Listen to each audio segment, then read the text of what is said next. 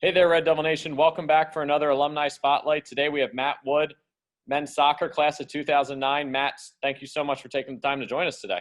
Yeah, thanks, Justin. Thanks for having me. So before we get into anything, just tell us a little bit about where you grew up and how you got into playing soccer. Yeah, sure. So I grew up in Montgomery County, Maryland, so just north of Washington, D.C. And my first organized soccer experience was probably on like the CYO circuit, so the Catholic youth organizations. I went to a small Catholic school, but to be honest, even though that was my first organized experience, I can't remember a time I wasn't dribbling a soccer ball.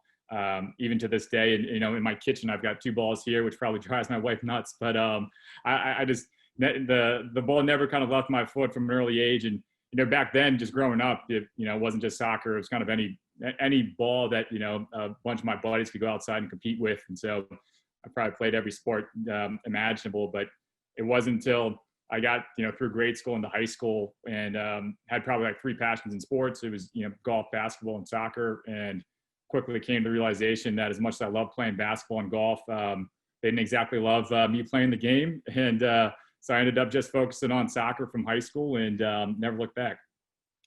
So how did you hear about Dickinson? What attracted you to the campus, and what really started your process in getting recruited here, et cetera?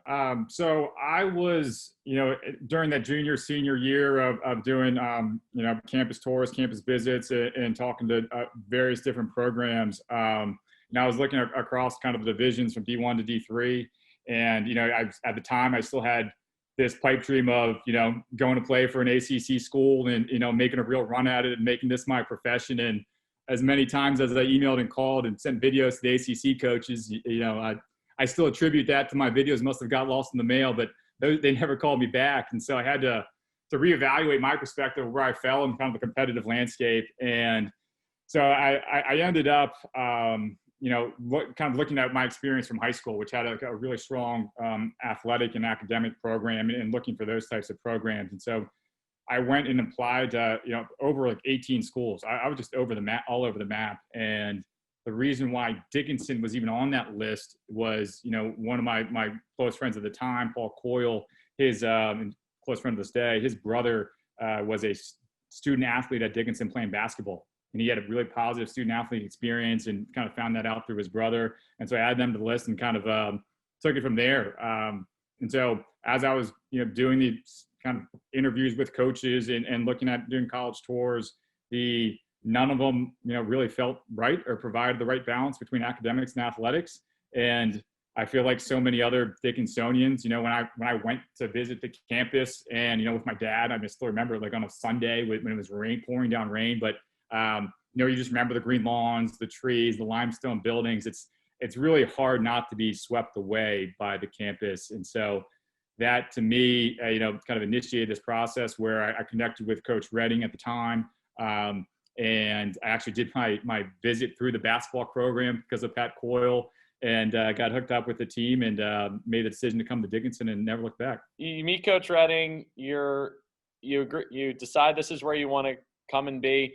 Talk about that transition coming here to high school and that start of your collegiate experience as a student athlete. When I came to Dickinson, I think it was Coach Redding's, I think he'd been in there for about 18 months. So it was still very early in his tenure, and he was just about to embark on kind of like a transformation of the program.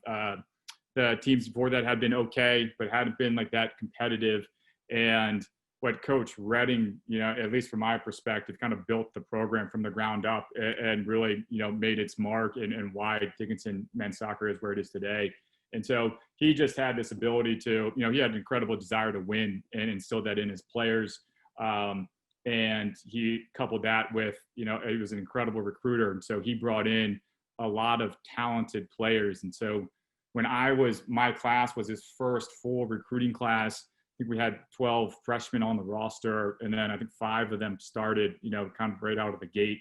And when you have like a great coach and then a lot of talent, and then you kind of couple that with, we had some really strong leadership at the time. Our juniors and seniors, probably don't remember these guys, but guys like Mike Sikowski, Ryan Shearer, Jimmy Coleman, Andrew Rowick, Matty Curtison, guys who like lived and breathed DCMS and kind of set the tone from the beginning, that if you wanted to, wear the red and step on the field with them, you had to be 100% committed. And you respected the work they did, but you also respected the program. And I can't say enough about that kind of senior leadership, instilling kind of the passion and commitment and devotion to the program. And I drank, the Kool-Aid in spades from those guys. And when you have a great coach and another group of talented players with great leadership, it's a great recipe for success. And we had some good years. What did it mean to you to be on the ground floor of that, and looking back towards the end of your career to see the success that you guys laid that foundation for? And how did you guys continue to build on that mentality that those seniors put in your head? It's hard to, put into words how much like DCMS has meant to me and like my close-knit group of friends, because when you kind of step foot on that field and you played with these guys, I mean, they made sure that you're a part of this DCMS family on and off the field. And that meant, giving you a home, as a lost puppy as a freshman, when you're just kind of wandering the streets and, trying to find the right doghouse that fits for you. And they made sure, on and off the field, anytime the team did something, everyone was a part of that. And that continues to this day. And so, and watching them instill this passion in the program, and then in receiving that and doing your best to kind of continue their legacy and pass it down, and watch the success is, it kind of gives me goosebumps just talking about it, because how much we cared about the program then and care about it to this day. I mean, when we finally broke through it, when I wasn't there a couple years after and won that Centennial Conference championship, I mean, there's a 15 alum just, ready to storm the field just as quickly as the players were, because we felt like we had given part of ourselves to that program. And it means so much to us now, and it meant so much to us then. So it's an incredible experience. What did it mean to you guys as that group, especially after your senior year, where you guys really started to break through towards the end of your tenure as a student athlete? When you looked back at it as a senior, even though it didn't end with the Centennial Conference championship for you guys per se, what did you guys look back on with and have pride in? There are so many specific games that I could probably, I should have warned you, shouldn't give me the mic to talk about DCMS, because I could talk about, every practice, every game, every win, every loss, for hours. But, I think at the end of the day, where we felt a lot of pride was help building a program where that was outside the Centennial Conference every year, looking in. And then by the time we had left, repeat Centennial Conference playoffs, repeat NCAA berths, even getting a win there in an NCAA tournament, and really solidifying the program on the map of D3 soccer. And so that overall, that's certainly what we're most proud of. But I would say, some of the great memories of, beating Hopkins at their place and ending their 100-game win streak at home was, certainly sticks out as an incredible memory. But, if I had to take it beyond soccer and think about, the pride that I feel about DCMS, I mean, it's just the relationships, the friendships, this Dickinson family that, we've extended from. It's far beyond now, the guy playing next to you, but it's the guys you're standing next to in weddings, and the people are godparents of your kids. And, we still get together every year at a beach house. And now it used, back when we were 21, it was more of a party scene. And now it's, wives, partners, all these kids are now hanging out with each other, and our wives are and partners are best friends. And it's just really cool to see the extension of the Dickinson family outside of off the athletic field. And it doesn't get any better than that. What do you think connects all of you guys together outside of course, just being soccer players? You mentioned the Dickinson men's soccer family, and that family includes so many more alumni. Why do you guys feel it's so important, one, to stick together as an alumni group, but two, to pave that path still for this group of men's soccer players that are here now? Why they're so important still, and keeping those relationships alive is because, at least for me, when you're an 18-year-old kid, you're still a really formative experience in your life is college, right? I mean, that's where I think you really, you transition from, this immature child that now I've got to, put on my work pants and figure out what I'm going to do with my life. And that time is so formative, and you spend so much time with the players. I mean, you eat together every day. Like, I mean, every meal, the Dickinson College inside, and we ate together. When, we traveled together after games, we all went out together.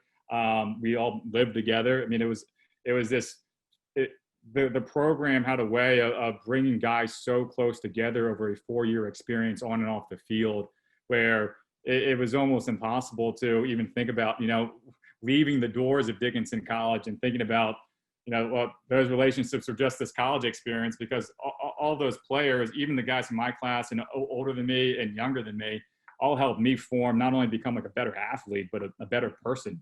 And, I still learn from them and grow from them every day. And it's, those relationships are incredibly important to me. And, I certainly do my part to try to contribute the lessons that I learned and my experience back to the younger guys now. When you got to Dickinson, did you know what you wanted to do? And if so, how did Dickinson help continue to cultivate that passion? But if not, where did you find your passion for the career path that you wanted to go down? That's a great question, and certainly a windy road. I'll say when I got to Dickinson, I probably thought I was going to play for Liverpool in the EPL at some point. So my head was still very much in the clouds to a lot of degree. But so when I got to Dickinson, to be honest, I was an 18-year-old kid.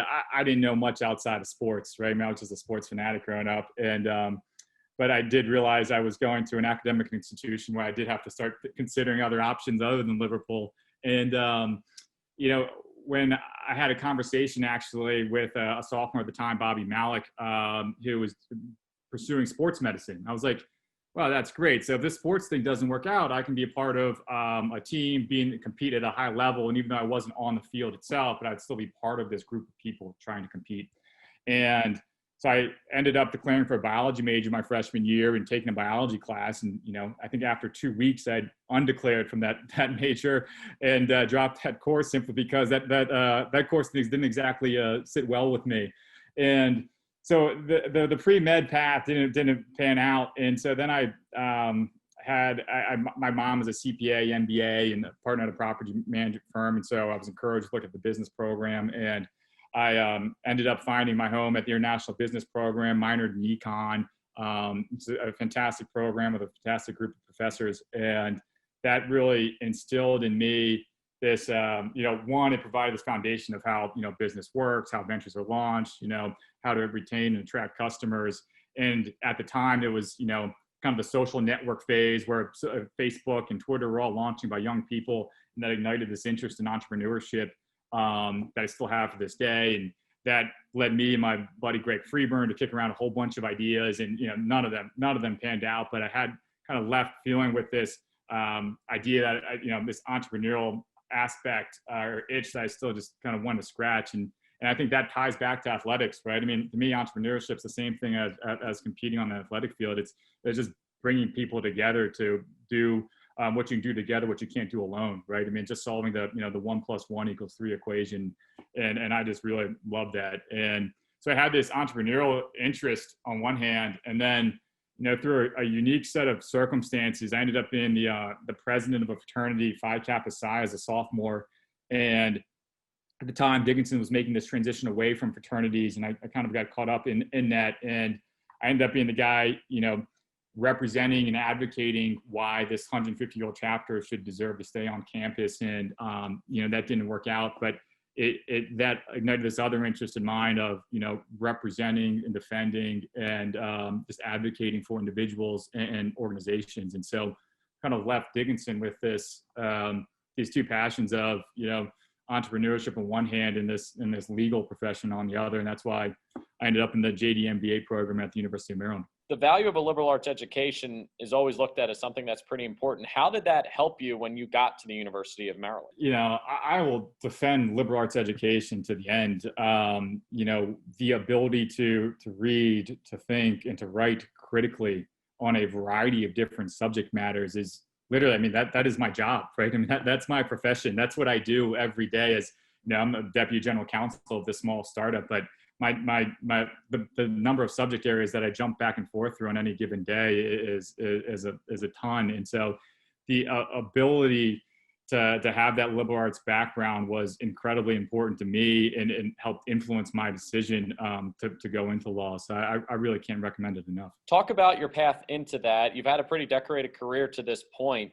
How have the lessons that you learned here at Dickinson applied into what you're doing now? So when I was in my JD MBA program at the time, and again, I was still having these two pulling interests of legal and entrepreneurship, and one of our buddies ended up getting deployed as an Army Ranger, and so then there was a group of us. Dan Sarsfield, Andrew Rowick, J.D. Dolan, James Epstein, and my wife, Marina, had kind of founded this organization called Wearin 365, where we just try to raise money and support for military families in need. And we did that for a few years, part-time, completely volunteer. But, that experience, putting aside kind of the business and entrepreneurial lessons learned, what drove it home for me was when we were trying to build this organization and looking for people to volunteer their time to help, grow this service-oriented project. It was all Dickinson, right? I mean, it was all Dickinsonians. Like, all the founders were Dickinson, the board members were Dickinson. When we, anytime we would go to a new city, it would be Dickinsons who would come out and volunteer, and people I had never met with, before were reaching out to us and saying, "Hey, can I hold this event to help you guys?" And that, to me, just goes to show you what type of people that Dickinson College has the ability to attract, the type of character, the type of integrity, that it's not just about, it's about something larger and giving back to your community. And I think it just speaks volume about the current class, and the alumni base of Dickinson College. And, I still remember to this day, when we held our first event, there was, New York City, Manhattan, there was 150 people there. I mean, there must have been 130, Dickinsonians, who came out. Most of them I had never met before, just to support a fellow Dickinson alumni. And that was such a powerful example of Dickinson students and Dickinson alumni supporting one another. And so an incredible ride with a lot of those people who helped move that organization and grow it. And we did that for a few years. But as I transitioned from, that was a volunteer, project, and, also had to, find ways to pay rent and all the rest of it. I was also pursuing this career in law, and so I ended up at a international law firm called DLA Piper in Washington, D.C., doing corporate law. So I was helped buying and selling companies, doing IPOs, like equity follow-on offerings. And I ended up from DLA and jumped ship to another law firm called Covington, also down in D.C. And I did that for about 4 or 5 years, and then I ended up taking this opportunity at Sonatype, the company I currently work for, when I think a lot of people go through the same transition that I did, where when you don't have kids, you can be 100% committed to a professional obligation, and when you start to grow your family, the time starts to pull away from you. And what I just saw was the writing on the wall. Is I couldn't be a successful M&A lawyer and at the same time be, kind of a dad and husband that I wanted to be and kick around the ball with my guys. And so I've got 3 little boys of my own at the moment, 4, 2, and a 6-month-old. And so this unique opportunity to join a software startup arose, and I was the second legal hire there. And me and the general counsel hit it off, and he's a soccer fanatic like me. And, I just count myself blessed by the fact that, I found this company with a great boss, a great team, and where it scratches both of my entrepreneurial and legal interest. And I feel like I'm one of those rare people who gets to say I wake up every day and I enjoy what I do and enjoy working with the people I do. So it's been a great ride since. What do you think connects Dickinsonians together, that they want to support people that they have never even met, maybe didn't cross paths with, and might have been separated by 10 plus years when they graduated?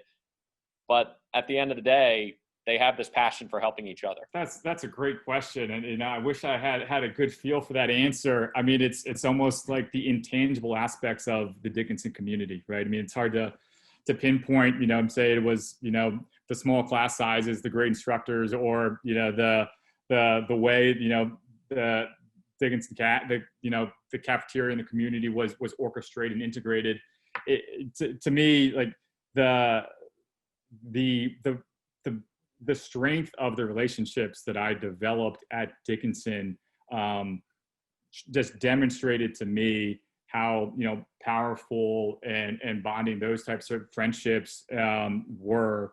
And I think when you have that experience where, you built great friendships who are committed to, this DCMS or Dickinson at large, I think that leads you to believe that when you see a fellow alum who's also looking for help or looking for a service project or looking to get involved, he or she had a very similar experience that you did, and that Dickinson had such a profound impact on my life. You want to help, right? I mean, you can't help but want to give back and try to contribute. And for me, like, my wife, I met at Dickinson on a blind date at a soccer cocktail. And so like my life would be fundamentally different if, I hadn't attended Dickinson, from, my wife, my family, to, my best friends to this day. And so when you see the profound impact it has, it's hard not to, answer that call to give back when you can. Why do you think it's important for, Dickinsonians to continue to promote the Dickinson education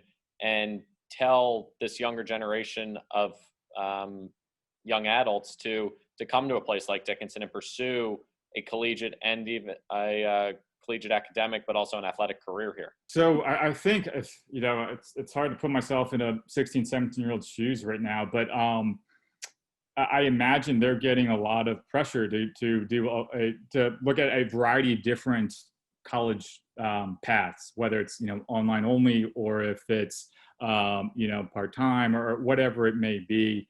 And I would just say to them and why they should look at Dickinson is, there's nothing that can replace, going to a college campus and learning from not only the other, the professors and for an athlete, the coaches, but learning from people and living and not just in the classroom, right? I mean, you learn from them outside the classroom as well, and having those experiences, just socially or otherwise. And it's just a really powerful experience, and I just simply can't recommend it enough. And like I said, like Dickinson College was the foundation of not only my personal life but also my professional life, pushed me towards this legal and entrepreneurial interest. And really, it's a fantastic program, both academically and athletically. What gives you so much pride in being a Dickinson alum, but also pride in the fact that you were one of those people that got to wear the red and put on a Dickinson uniform every day? Yeah, I'll probably answer with the same both questions with the same answer, but the pride for me stems from the people that I get to associate with, right? And the other people that also went to Dickinson, and see, my closest friends and my wife, and, even people that I was not great friends with, but watching them go out and succeed and kind of carve their own path in the world, and seeing what they're doing, off the athletic field and outside of the limestone walls of Dickinson, it fills you with pride to know that, you were in some small part, you helped create, build that character and help carve that path for them.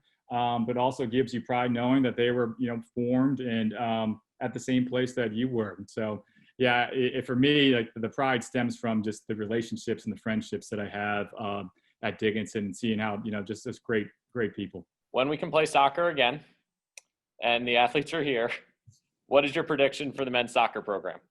Oh man. I know we're going, as we briefly mentioned, we're going through a coaching transition. So that's hard for me to predict, I'll just say, I'll